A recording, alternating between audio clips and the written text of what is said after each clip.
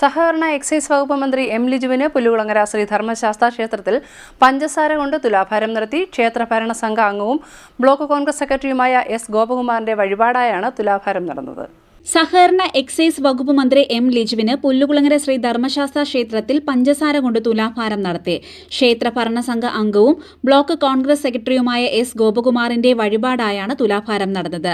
Devaswom president D Ayyappan, secretary Suresh Ramanamadham, ഭരണസംഘ അംഗങ്ങൾ തുടങ്ങിയവർ ചേർന്ന് മന്ത്രിയെ ക്ഷേത്രത്തിൽ സ്വീകരിച്ചു.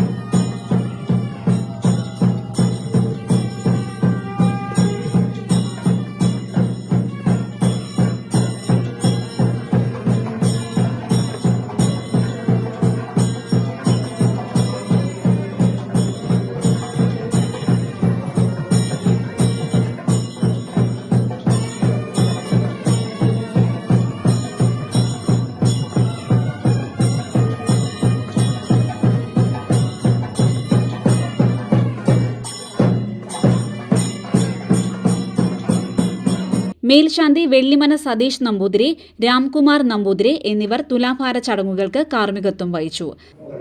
അസംബ്ലി തെരഞ്ഞെടുപ്പുമായി ബന്ധപ്പെട്ട് എം ലിജുവിൻ്റെ പേര് കായംകുളം നിയോജകമണ്ഡലത്തിൽ സ്ഥിരീകരിക്കുകയും ആ സമയത്ത് ഞങ്ങൾ പുല്ലുകുളങ്ങര ക്ഷേത്രത്തിൽ ഇരിക്കുന്ന സമയത്താണ് ആ സ്ഥിരീകരണം ഉണ്ടായത്. ആ സമയത്ത് അദ്ദേഹത്തിൻ്റെ വിജയത്തിന് വേണ്ടി അദ്ദേഹത്തിൻ്റെ എല്ലാവിധ ആശംസകൾക്കും വേണ്ടിയിട്ടും അദ്ദേഹത്തിൻ്റെ വിജയം ഉറപ്പാക്കുന്നതിന് വേണ്ടിയിട്ട് ഞാനും ബാബുച്ചേട്ടൻ, രഘുസാർ അടക്കമുള്ള ആളുകൾ അദ്ദേഹത്തിൻ്റെ വിജയത്തിന് വേണ്ടി ഞങ്ങൾ പുല്ലുകുളങ്ങര ശ്രീ ധർമ്മശാസ്താവിൻ്റെ തിരുസന്നിധിയിൽ നിന്ന് അദ്ദേഹത്തിൻ്റെ വിജയത്തിന് വേണ്ടി ഞങ്ങൾ നേർന്ന ഒരു വഴിപാടാണ് അദ്ദേഹത്തിന് തുലാഭാരം നിർത്തുക എന്നുള്ളത്.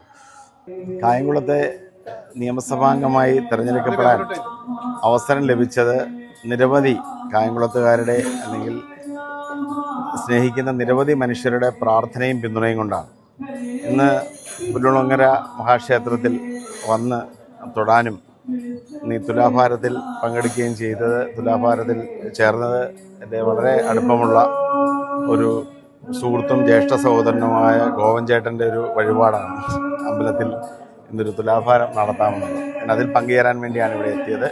ഇത്തരം നിരവധി, എനിക്ക് തോന്നുന്നു എല്ലാ സ്ഥലങ്ങളിലും ചെല്ലുമ്പോൾ നിരവധി ആളുകൾ ഇത്തരത്തിൽ പ്രാർത്ഥനകളും വഴിപാടും തേർന്ന നിരവധി മനുഷ്യരുണ്ട്. ഞാൻ എല്ലാവരോടും നന്ദി പ്രകടിപ്പിക്കുകയാണ്.